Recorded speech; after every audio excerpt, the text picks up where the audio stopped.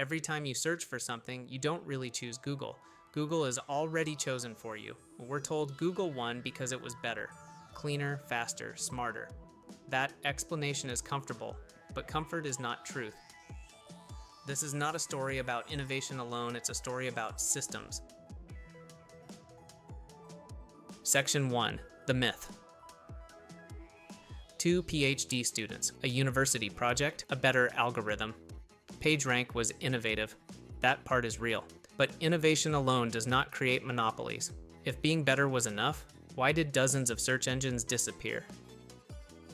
They weren't incompetent, some were first.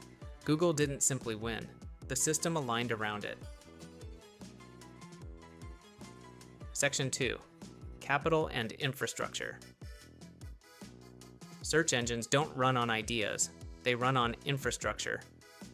Servers, data centers, bandwidth, and time. After the dot-com crash, most companies were trying to survive. Google was allowed to lose money. In its 2004 IPO letter, Google openly stated that profits were not the priority. Not every company is allowed to operate at a loss for years. That is not talent. That is structural permission.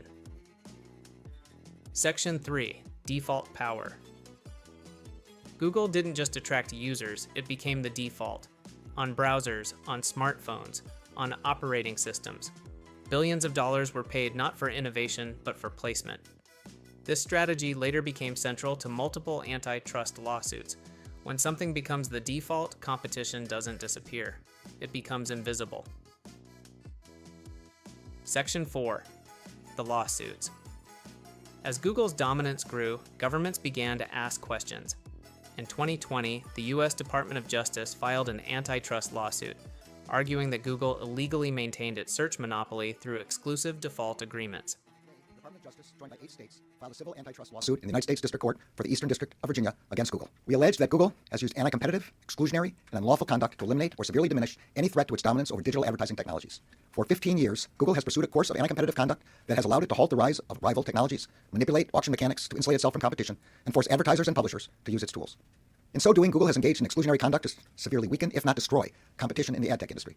Monopolies threaten the free and fair markets upon which our economy is based.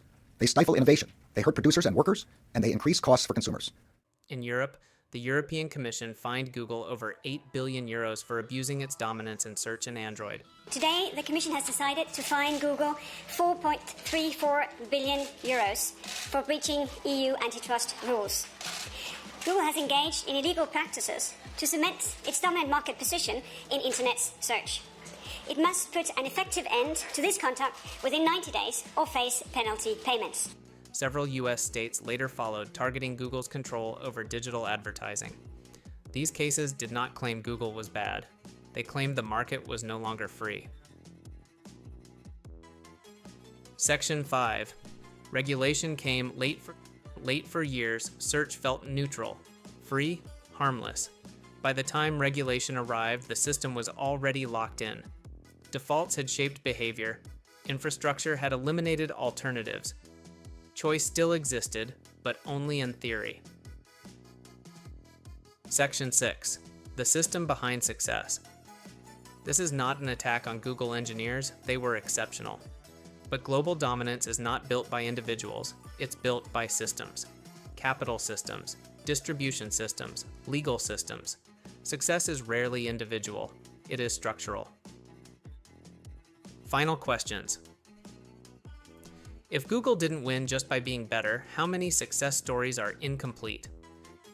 How many failures were simply unsupported?